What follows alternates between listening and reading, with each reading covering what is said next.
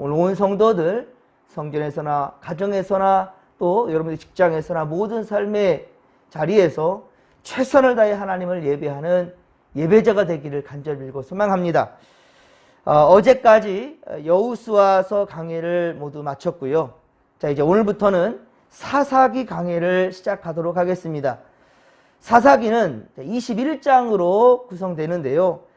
사사기의 히브리어 명칭은 바로 재판관들이라는 뜻을 가지고 있는 판관기라고 할 수 있겠습니다. 사사기는 여호수아의 죽은 후부터 사울이 왕위에 오르기 전까지, 그렇습니다. 바로 여호수아의 죽음 이후부터 사무엘을 통하여서 이제 초대 왕이 세워지는 그때까지를 우리가 판관기, 사사기 그렇게 말합니다. 그 역사적인 순서로 쭉 나열되어져 있고요. 사사기도. 그리고 온니엘부터 삼손까지 12명의 사사가 등장합니다. 이들은 모두 이스라엘의 통치자들이었습니다.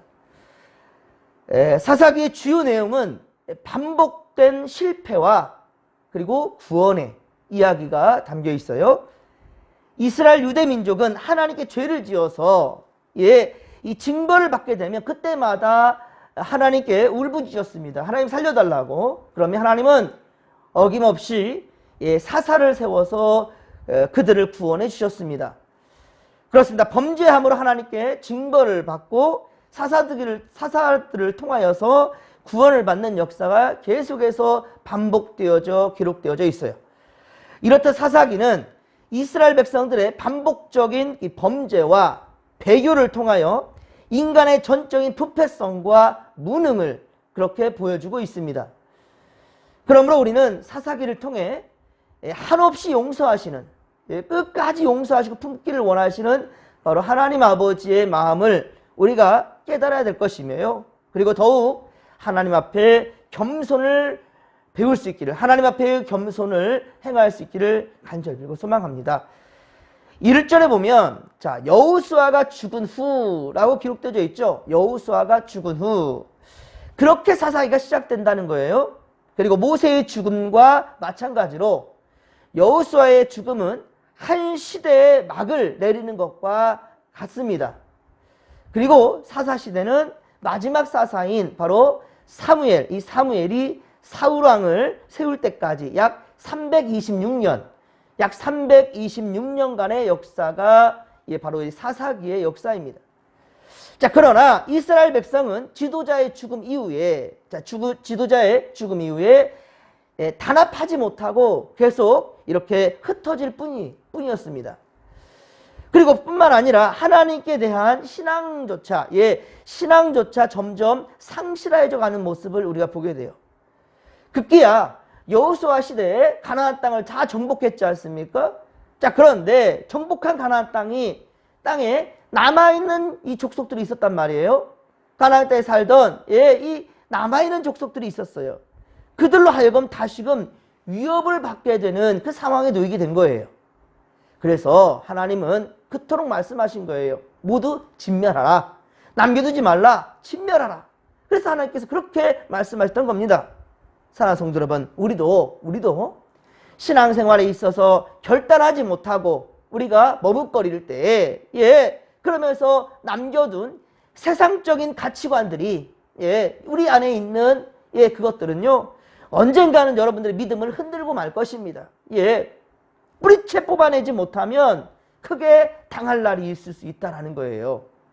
죄와 타협하지 않기를 간절히 빌고 소망합니다. 죄와 타협하지 마십시오. 오직 믿음으로 결단하며 사단의 세력들을 온전히 몰아낼 수 있는 믿음의 거석들 되기를 주님 간절히 축원합니다. 여호수아가 죽은 후에 이스라엘 자손들은 중심 리더가 없으니 당황합니다. 하지만 이내 그들은 여호수아가 그러하였듯이 누가 먼저 올라가서 가나안 족속과 싸울까? 누가 먼저 올라가서 가나안 족속과 싸우리까? 자, 이게 푸념하는 얘기가 아니라 하나님께 지금 강구하고 있는 거예요. 그렇습니다. 그러자 하나님은 유다가 올라갈지라, 유다가 올라가라.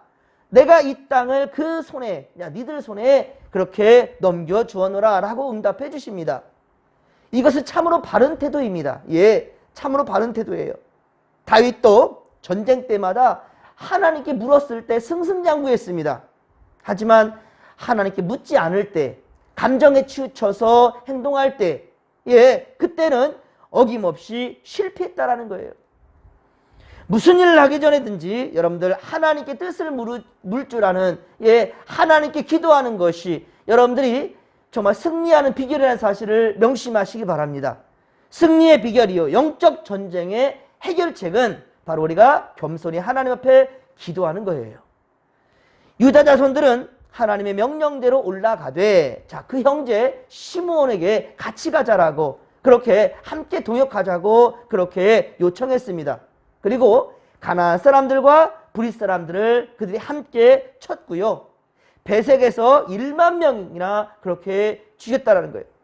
사실 시므온 자손들은 가나안 땅을 분배받을 때, 시므온은 가나안 땅을 분배받을 때 지파 중에 가장 적은 수가 되었어요. 1차 인구조사 했을 때는 거의 5만 명이었는데, 그런데 2차 인구조사 때는 2만 명이 좀 넘어요. 그러니까 그 적은 이 수가 지금 이제 시므온 지파가 되었는데, 그런데 유다 지파의 남쪽을 그렇게 분배받게 되어 거주하게 됩니다. 그러니까 독단적으로 이렇게 시므온 지파가 땅을 분배받지 못하고요.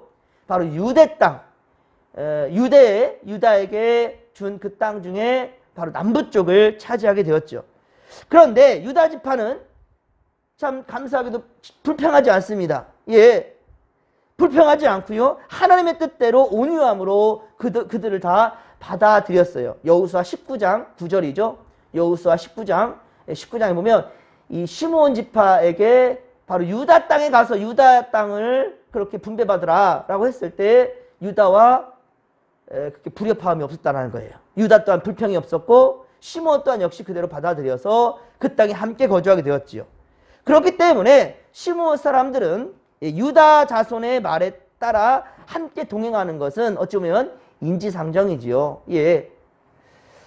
자, 6절에 보면, 오늘 보면 6절에 보면 유다 자손은 베색에서 아도니 베색을 잡아서 그의 엄지손가락과 엄지발가락을 잘라버렸습니다. 자, 이것만 놓고 본다면 너무 잔인한 거 아니냐라고 볼 수 있겠지만, 이것은 아도니 베색 그의 고백에서처럼 그의 고백을 볼 수 있는데 하나님의 공의의 보응이었던 것을 우리가 알 수 있어요. 그는 옛적에 70명의 왕들을 엄지손가락을 다 잘라버렸고, 그리고 그렇게 고통을 준 그들을 바로 또한 자기의 상 아래에서 짐승처럼 그렇게 음식을 받아 먹게끔, 그렇게 살게끔 했다는 말이에요. 이 같은 행위는 참으로 인격 모독인 거죠. 못된 교만의 소유자였음을, 바로 아도니 베색이 그런 존재였다는 것을 우리가 그의 고백을 통해서 알 수 있어요. 바로 베색을 붙잡게 하고 똑같이 그가 행한 대로 공의로 심판하고 있다는 거예요. 또한 유다 자손들은 헤브론에 거한 가나안 사람들을 쳐서 세베와 아히만과 달메를 죽였는데요. 민수기 13장 22, 23, 33절, 민수기 13장 22절 그리고 33절에 기록하고 있듯이 그들은 모두 아낙 자손들이었어요. 아낙 자손. 거인 족속들이었단 말이에요. 거인 족속들. 그리고 갈렙은 85세 때, 나이는 비록 많았지만 그러나 그는 하나님을 온전히 신뢰했어요. 하나님을 온전히 신뢰했고 그 믿음으로 결국은 자기의 힘과 능력이 아니라 하나님을 의지했으므로 하나님 주시는 힘과 능력으로 결국 여호수아 15장 14절과 사사기 1장 20절에 보듯이 그들을 다 쫓아낼 수 있었다라는 겁니다. 이렇게 가나안 땅에 남은 족속들 그들을 모두 진멸하였고요. 그리고 오늘 보면 8절에서 10절에 보면 유다 자손은 바로 예루살렘과 헤브론을 점령하고요. 그리고 거기에 거주하게 되었던 것입니다. 자, 그래서 유다 자손인 바로 다윗 왕, 이 다윗 왕은 헤브론에서 왕으로 세움을 받게 된 거예요. 그리고 7년 6개월, 자, 그곳에서 바로 7년 6개월 동안이나 남유다를 다스리는 왕으로 그렇게 세움받았지요. 예, 사무엘하 2장 11절, 사무엘하 2장 11절에 기록되어져 있습니다. 자, 그리고 통일왕국을 이룬 다음에는, 자, 통일왕국을 이룬 다음에는 예루살렘을 국가의 중심으로 삼게 되지요. 특별히 시온산성, 자, 시온산성을 다윗성으로 그렇게 삼았습니다. 사랑하는 성도 여러분, 일을 해야 하는데, 자, 일을 해야 하는데 마음만 급하고 그리고 무엇을 어찌 해야 될지 알지 못할 때, 예, 여러 가지 번뇌가 밀려올 때, 여러분 그때가 바로 더욱 코람되어 하나님 앞에 기도할 때라는 사실을 명심하시기 바랍니다. 그러면 주께서 반드시 응답해 주실 것이고요, 갈 길을 밝히 보여주신다는 사실을 믿으시기 바랍니다. 다윗은 하나님께 물을 때 승승장구했지만, 그렇습니다, 다윗은 하나님께 물을 때 항상 승리했지만, 그러나 묻지 않고 단독으로 행할 때, 묻지 않고 단독으로 행할 때는요, 감정에 치우치게 되었고요, 어김없이 실패했다라는 거예요.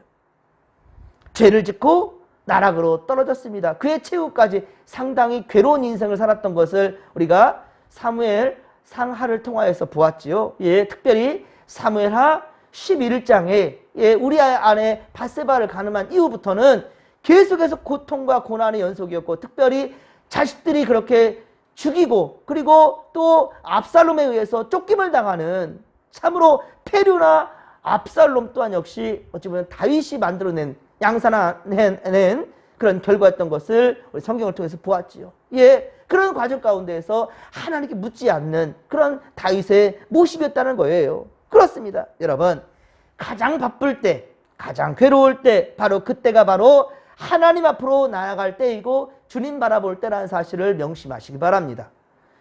서 있기도 힘들 바로 그때가 주님 팔 안으로 들어갈 때예요. 주님 팔에 안기는 때라는 사실을 명심하시기 바랍니다. 그리고 말조차 할 수 없을 때, 숨조차 제대로 쉴 수 없는 그런 고통이 물려올 때, 바로 그때가 하나님을 찬양할 때라는 사실을 명심하시기 바랍니다. 사랑하는 성도 여러분, 더 많이 실패하고 방황하기 전에, 더 많이 매맞기 전에, 하나님께 더 많이, 예, 그렇게 고통 속에서 울부짖기 전에 여러분 주님 앞으로 나아가시기 바랍니다. 복을 받기 원하는 자는요, 반드시 하나님 앞에, 전능하신 하나님 앞에 무릎 꿇는 훈련이 먼저 필요하다라는 거예요. 예, 주님의 뜻에 따라 결단이, 예, 바로 우리에게 있기를 주님은 간절히 축원합니다. 주님 앞에 결단해야 될 것이고요, 결단한 것을 오직 믿음으로 잘 지켜가시고, 그 믿음을 지키기 힘드십니까? 성령 하나님을 의지하십시오.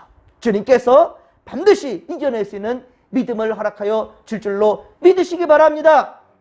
이 한 주간도 오직 우리 그렇습니다, 코람되어 하나님 앞에 살아가십시다.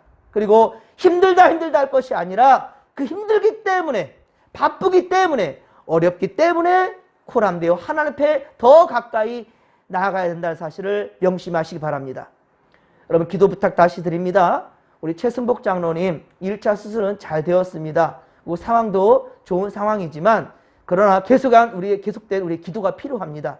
내일 또 이제 수술이 이제 항암 치료가 시작될 텐데 너무 많이 괴롭고 힘들 거예요. 하지만 여러분이 같이 기도해 주시고 하나님이 함께 하신다면 못 이겨낼 것이 없습니다. 넘지 못할 산이 없습니다. 예, 분명히 더 건강하고 더 좋은 모습으로 돌아올 것입니다. 여러분들 위해서 함께 중보해 주시기를 부탁드립니다. 그리고 여러분, 코로나 사태가 아무리 심각해진다 할지라도요, 하나님께 예배하는 것을, 예, 우리가 뒷전으로 우리가 놓을 수가 없어요. 최선을 다해서 이럴수록 더욱더 우리가 기도할 때라는 사실을, 주님께 믿음으로 나갈 때라는 사실을 여러분들 믿으시기 바라고요. 그렇게 다짐하고 결단하기를 간절히 빌고 소망합니다. 자, 이 믿음 가지고 우리 함께 나가십시다. 주여 삼창 부르며 기도하며 나갑니다. 주여, 주여, 주여. 살아계신 하나님 아버지, 은혜를 더하여 주시옵소서. 함께 하소서. 하나님, 우리가 어찌할 바 알지 못할 때, 주여, 우리 여호수아가 죽고 이제 이스라엘 백성들은 하나님 방황하게 됩니다. 어찌할 바를 몰라 우왕좌왕할 때, 그러나 하나님께 묻습니다. 우리가 어찌하오리까? 하나님은 진멸하라 했지만 그 명령대로 따르지 못했을 때 이런 문제가 일어납니다. 그런데 하나님 명령하실 때 유다가 올라가라, 이에 순종합니다. 불평하지 않습니다. 뒤로 도망가지 않습니다. 정면 승부합니다. 그러면서도 동역자 하나님 아버지여 시므온과 함께하게 될 때 하나님 그들에게 능력을 주셔서 반드시 승리케 하셨습니다. 불평과 불만이 아니라 오직 감사함으로 감당할 때 하나님은 함께 하시며 은혜를 더해 주시나이다. 하나님, 우리가 또 이 한 주간 살아갈 때 주여 믿음으로 결단하면 주님 우리와 함께 하실 줄로 믿습니다. 의리를 더하여 주시옵소서.